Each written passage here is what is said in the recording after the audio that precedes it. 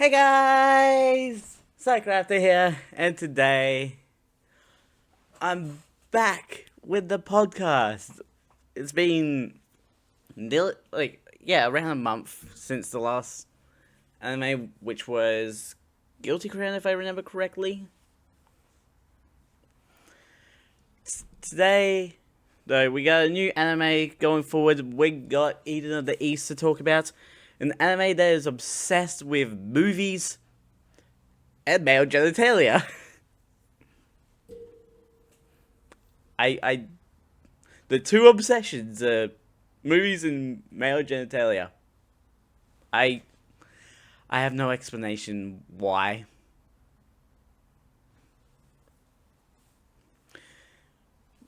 Let's actually. I don't have my phone on me. Shoot. I don't think we have any anime characters that had a birthday recently.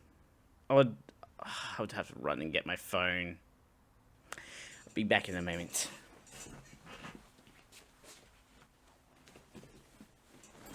Ugh.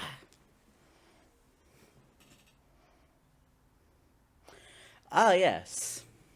At the start of this week, on Tuesday, we had Satoko Hojo from Higarashi's birthday on the 24th. But enough about that. We gotta get into the our current present. We're just talking about Eden of the East. We gotta get through 4 episodes. Let's get to it. We start off with our main female character checking out her photos from a trip to New York with her friends, and someone she knew become a reluctant prince without knowing why. On her trip to the good old USA, she decided to take a detour and visit the Washington Monument, thinking it's the center of the world. Which, okay. Yeah, it's the most American answer for a Japanese person to say, as I wrote in my notes. Despite police being nearby, she decides to try try using the president's coin as a wishing fountain and literally tossing coins. It's like, that's a crime. And so the police approach her for throwing something on the presidential lawn. But luckily, the male protagonist shows up naked and waving a gun in the air. It's like, huh? 2 things you don't expect in the first episode. Naked guy with a gun. Another character who is called a savior is over in a car, refers to him as number 9, and says he's about to be in trouble to someone named Juiz on the phone. Number 9 gets a phone call that plays a tone to him, making him snap out of the trance he was in, confused as to why he's naked with a phone and a gun. It's like, yeah, that's a really good bunch of questions. Another question, how are you not stopped before you got that far? Yeah.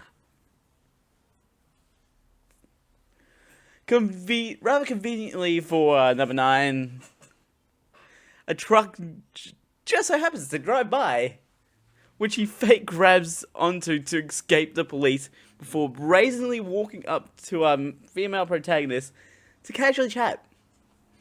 Meanwhile, he's still nude and she's definitely looking at it. For the help, she gives him her hat, scarf, and coat so he can stay warm. Like, yes. Which he uses to clean the prints from his gun, tossing it onto the presidential lawn. It's like, the presidential lawn became the dumping ground of many things, apparently. And he's just out. Almost running into the same police as earlier, number 9 ends up calling Juiz like, who is his concierge. Further explanation will be needed for Juiz, and we'll get down the line a bit. Turns out he requested his memories to be erased by Juiz, and since she didn't receive the instructions to construct a new identity for him, she doesn't know who he is at all. It's like, he's a blank slate. Juiz also calls him a savior, and sending him instructions on where to go next. It's like, home.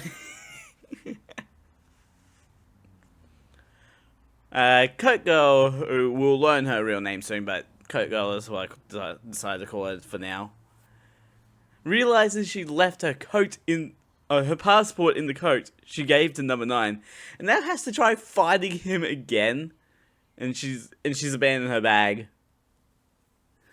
It's not a quick search for number 9, thankfully, thanks to a helpful espresso stand worker, seeing him get pants from another helpful American.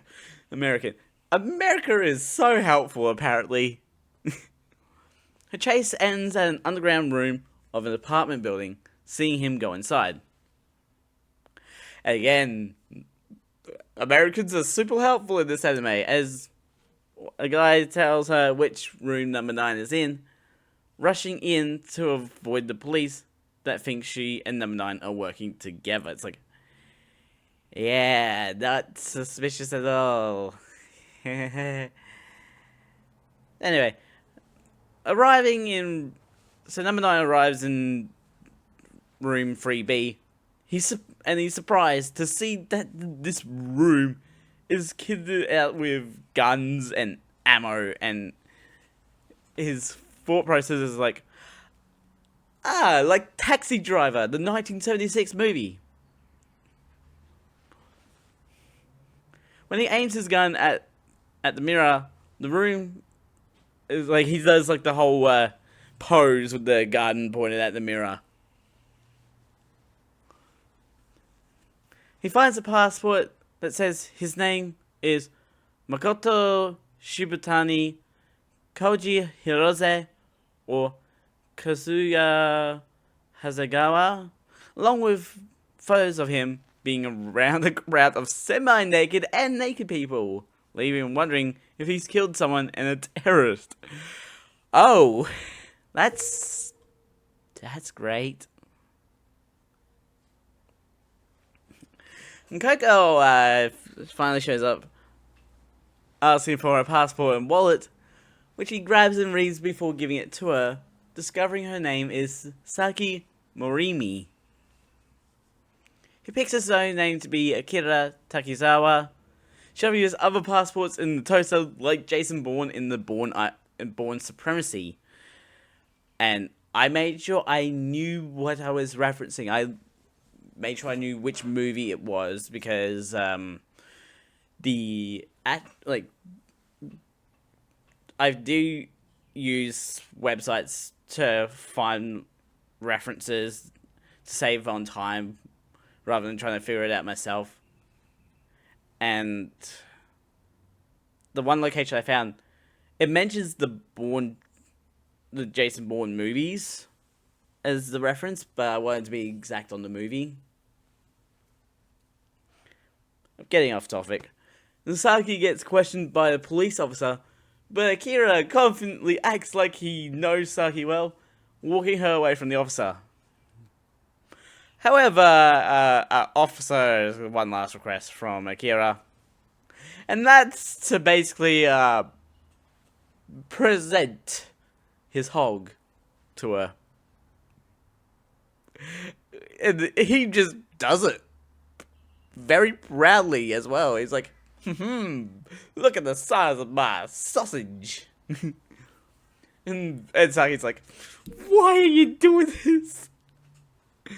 But thanks to the earlier cold, it's enough for him to get away, because it's like, good thing it was a bit cold outside and shriveled up.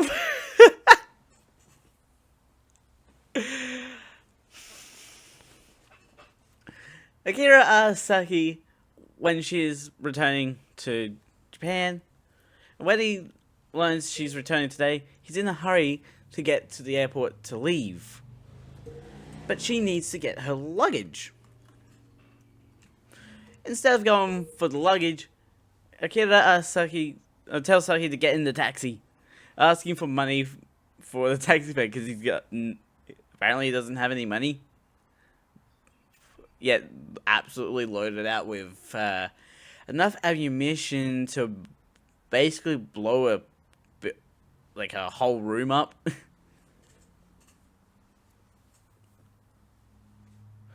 But instead of going to look for the luggage, they go to the police station to report the missing luggage before going to the airport.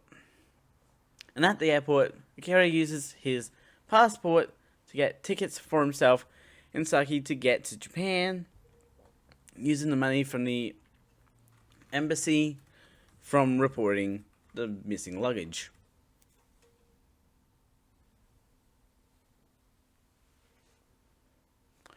And Saki asks what he was doing the first time they met, and Akira is upfront about being a terrorist. Then it's like joking, and it's like, actually, I was joking, it's a lie.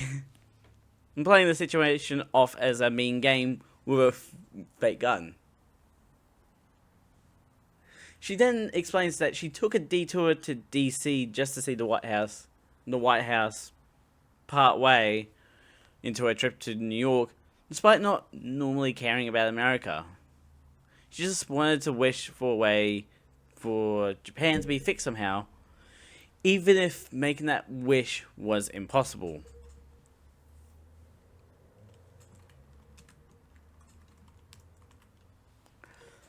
The two laugh over the awkward way they met, and Akira shows his passport to Saki, which leads her to discover they were born one day apart, with her being older. And my research is like, if this anime is set in 2010, she's 21, or like if she's 21, it's set in 2010,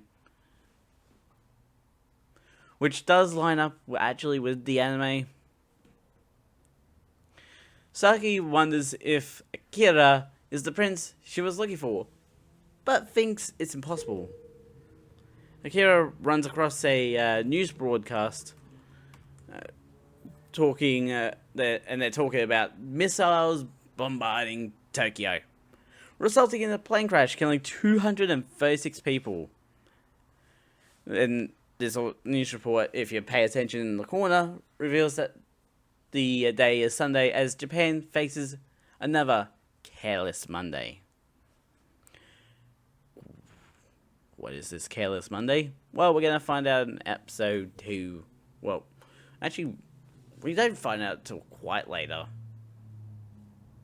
But getting into episode 2, I took some analysis to the OP of the anime, as we got many pieces of text in the opening. And also, one thing I will say about the opening, the original version of the opening is way better than the second version that they made.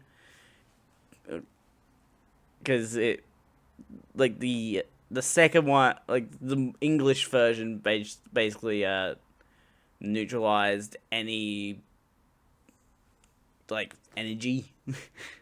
And I had to listen to the terrible version while I was doing the notes. It's just like, why?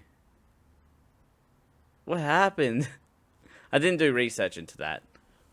But in the opening, we have some words on the ring around the scales and the sword on the player's phones. The words are, the abuse of greatness is when it disjoins remorse from power, which is a direct reference to Shakespeare's play Julius Caesar.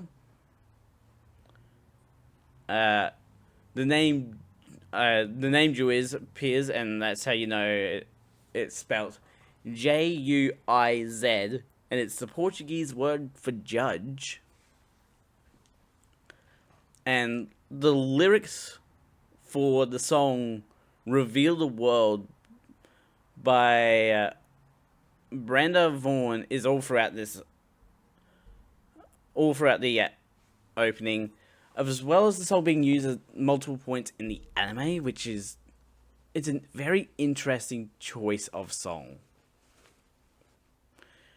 Because I didn't really go into why, but it's interesting that they really focus on those words or those lyrics in the opening, and then actually use the song. Anyways, while we were talking about the opening, we've skipped the entire flight to Japan, and Saki wakes to Akira staring at the window at the missile attack site from the news and points out other missile attack points. Saki calls one particular hole as the site of Careless Monday, knowing that today is a Monday as well. Off the plane, she notices she has a lot of messages from Satoshi Osugi, which also confirms that the point of this anime, like the plane landing, is on the Valentine's Day, and I even double checked with the calendar. In fact, I'm doing it right now for some reason.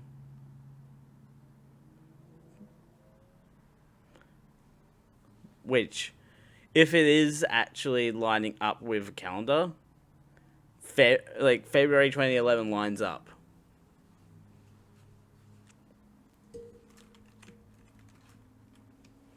Akira watches the news, revealing that that missile is the 11th fired in total. Osugi is like, okay, Saki, I'm coming to get you from the airport to get you to your upcoming interview. And at the same time, Akira gets his own call from Juiz saying he's within effective range of the Seleção, or the Portuguese word for selection system. I'm still confused over he's still confused about his duty as an elite, though. He steps away from Saki's job worries to learn he has over 8 billion yen remaining from this mysterious service. He does not know what's going on. Since Juiz will do anything to fulfill her job for Akira, he puts in a request to get out of the airport as quickly as possible, to which she answers noblesse oblige, which is a French term for privilege entails responsibility. A police officer gets a report of an unidentified 24-year-old male who might be responsible for the missing NEET, or not in employment, education, or training. However, this police officer is number 4 of the same game or thing Akira is a part of, and gets the message that Akira's airport. He gets detail of Akira's airport demand and sees it as bribery of hey, I want to get out of this airport. It's bribery, man.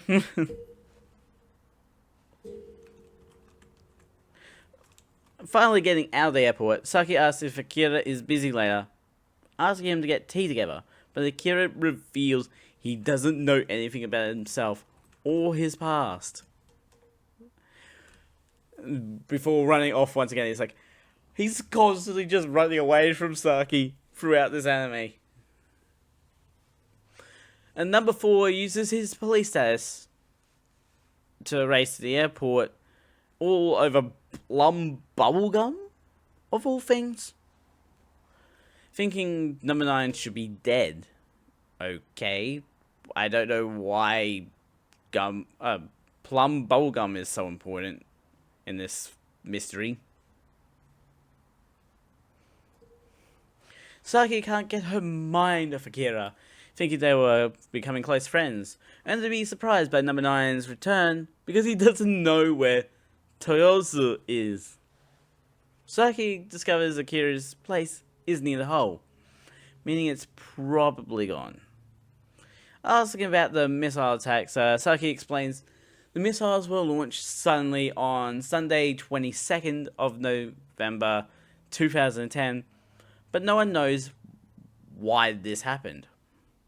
The day is called Careless Monday, thanks to the Prime Minister saying, "We were too careless," on the news. Despite all the conspiracies and speculation, no one was too alarmed by the event to care, and we learned why later.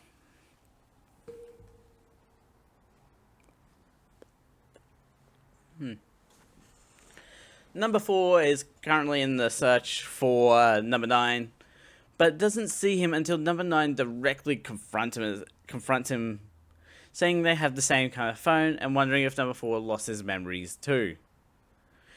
Using his police officer powers, number 4 sees number 9's Akira ID, calling him useless out of earshot. It's like, yeah, don't say that in a public place. Like, seriously. At the end of the day, Saki and Akira wait for the ferry to arrive, with Saki letting him keep the change for the iced coffees. Number 9 uses his lack of memories to get info about Saki out of her, snapping his fingers to make her act on a sense of urgency, so he does understand psychology to a degree. Hasn't lost that. She reveals that her parents died in an accident and that she lives with her sister and family. Asking about her sister's husband, Ryosuke, Saki explains that he's very sincere and that the moment he met Saki's sister, they both decided they were getting married. It's like, love at first sight. Nice. Saki, talking about herself, helps number 9 remember something from his past about how adults and children are treated the same way as long as they have money. Realizing the memory is of his mum. It's like, what type of osmosis bull is that? To be like, you talking about your parents help me remember something about my mum. Probably not osmosis, but it's like, what kind of BS is that? Number 9 leaves on the ferry when Saki decides to join him on the ferry with no reason to do so. Number 4 looks through number 9's purchase history, seeing that number 9 bought out an entire shopping mall in Toyosu. However, number 4, or Yusei Kondo, is on the hook for 20 million yen with a loan shark that's willing to let slide if given the list of people with many debts. It's like, yes, give me those that owe debt, and you're off the hook. Especially if you give me one that's got a juicy 20 million yen debt.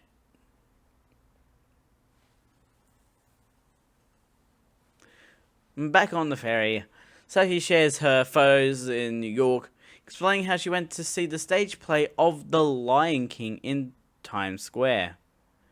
Number 9 only remembers the Brooklyn Bridge from the Meg Ryan movie Kate and Leopold, which is from 2001, which is a interesting pull because it's about time travel, despite not remembering his favorite movie. Saki also went to the 9/11 site to visit Freedom Tower, also known as the One World Trade Center, which number 9 doesn't recognize because it's not in the movie. Number 9 smoothly takes a photo of Saki, which she asks to be sent to her, but he doesn't know how to work a phone. It's like, you know how to take a photo, but you don't know how to send a photo. So he has to get her to do it for him while he watches. It's this character. Not the brightest at times. Meanwhile, Issei orders the death of the loan shark and his bodyguard with Juiz. Although he has to do it, having to kill a witness too. It's like, oh no. Like, doing this puts him down to his last 7,000 yen. And Yusei plans to track down number 9 to take his money by force if necessary.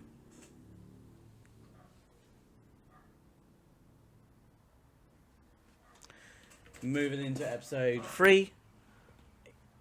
Arriving in Toyosu, Saki and Akira see that the area has become a bit of a slum. However, some people still live in the apartments in Toyosu. He notes his house is an entire building, and luckily it should still be standing as the explosion wasn't close enough to destroy it. At the building, Akira just so happens to have the key to the building. It's like, what are the chances? and it's like, it's his building apparently, and stepping aside, he gets attacked by the cutest Shiba Inu with angel wings strapped on that scare him. Like, he gets scared into the light switch, and it's like, yeah. I guess the joke is like, it's like the angel wings make it look like an angel is attacking or something. Like the statues from Doctor Who. Yusei is also making his way to number 9's place to track him down. Meanwhile, Saki and Akira explore the shopping center in hopes to remember who he is, with Akira making a reference to Dawn of the Dead for him living in the shopping mall. All he needs is the zombies. Thanks to the fact that newspapers are still being delivered to the mall, Saki figures they could find something like mail or the mail's register book. 9 actually does find something exploring the mail. The location, or the mall, I mean. And it's the location where he kept the neats, realizing it was actually real. Oh no. He doesn't put together that he was responsible for the neats, but still lies to Saki that there's absolutely nothing at all. Following the Shiba Inu to the top floor, the two discover a decked out hideout, complete with a motorbike and monitors for the cameras all over the mall.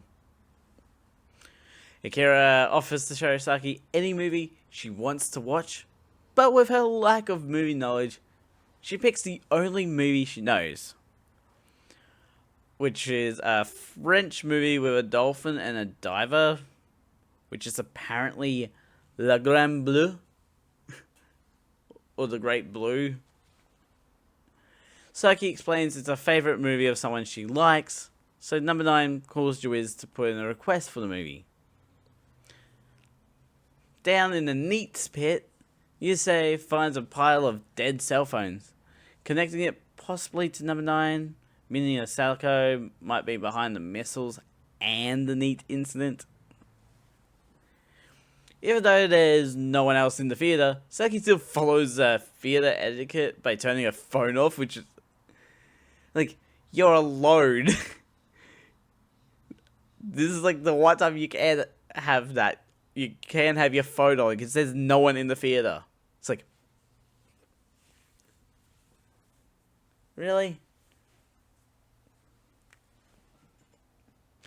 It's just so Asuki can't contact her, though.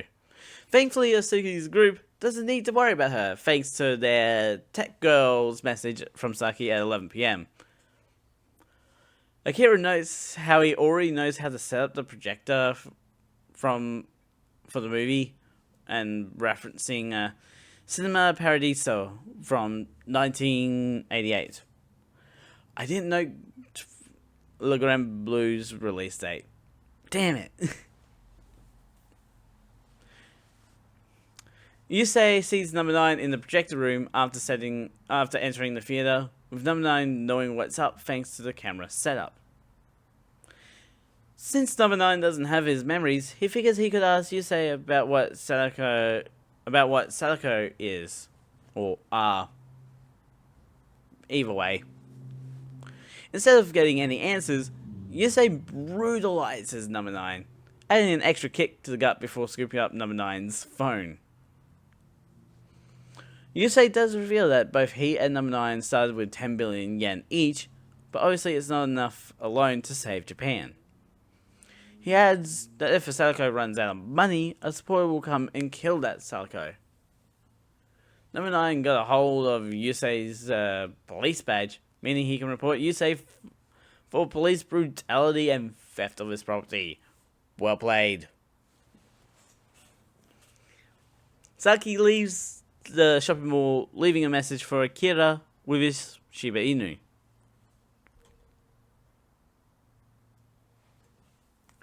With his energy restored, number 9 goes to return Yusei's badge. Of all things to do. Yusei uses his own phone to send a message, leaving him with literally 7 yen. It's like, bro is down to his last cents. Only to discover he can't use number 9's phone without his fingerprint. Number 9 calls Yusei to tell him he has his badge, but since number 9 doesn't know where Kabukicho is, Yusei gives him directions. While waiting for number 9 to show, Yusei is confronted by his wife, Misae Naomoto, who stabs him for cheating on her. It's like, ooh, tough break, bro. And with perfect timing too, because number 9 finds Yusei bleeding out, with enough life left to inform him on the entire terrible game, and to use the logs of his own phone to find the other 10 Sadakos and ask them for more info. It's like, number 9 has to play a whole, like, telephone game between characters just to get information. Yusei considers number 9 dangerous because he gathered 20,000 needs to be killed by the explosion of Careless Monday. He sends number 9 away, saying he lost, and finally dying without anyone around them realizing the situation. It's like, that guy's not dead, he's just asleep and he's got strawberry jam coming out of him. Wait, that can't be strawberry jam. Strawberry jam is not fluid enough for that.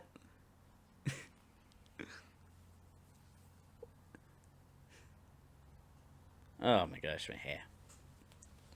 Moving on to episode 4, Saki finally gets back to her sister's house, which has a poster for Le Grand Bleu, so it's definitely her sister's favourite movie, and talks with Ryosuke about what she's going to do about her interview, and like warning Saki to hide from her sister Asako.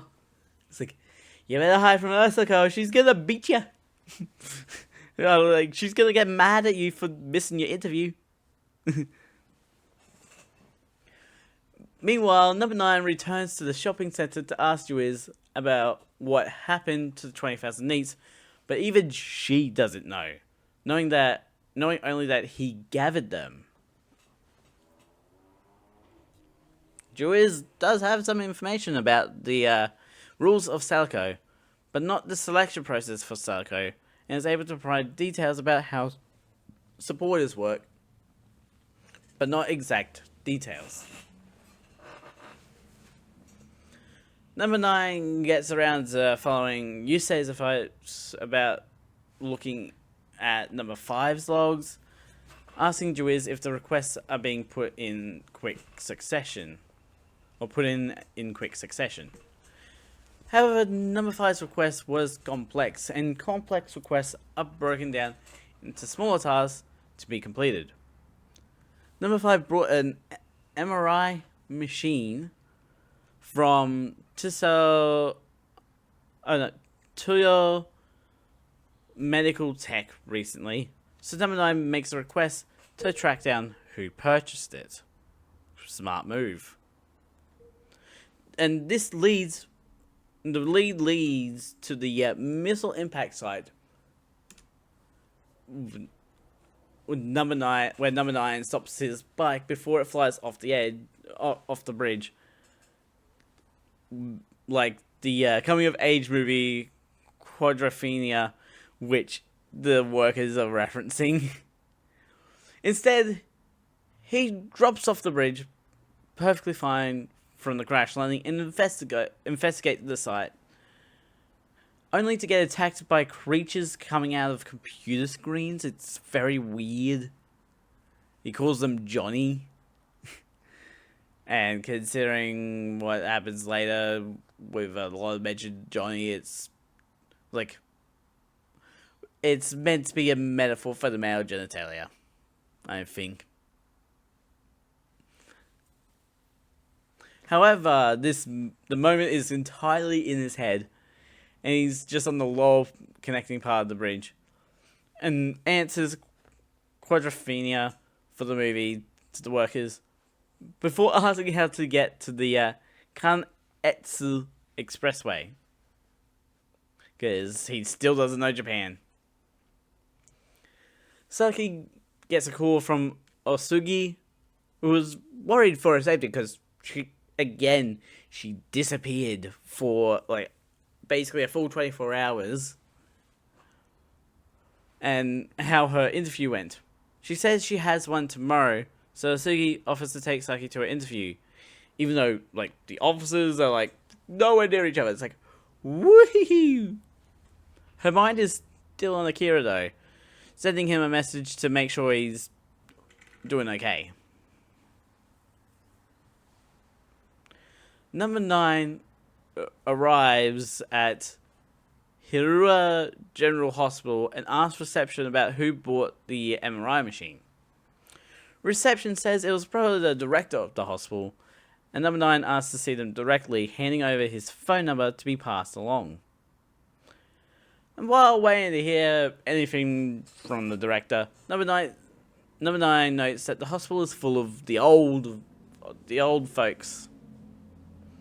Reading a magazine about the hospital, one of the old folks just snatches it away because of the negative slander against the director, calling Dr. Hirua a savior to them. There's that word again. Number 9 gets the message from Saki, but is interrupted by a phone call from number 5, who is Dr. Hajime Hirua. He asks for a face-to-face with Hajime, just to discuss the game, Calico, and cell phone.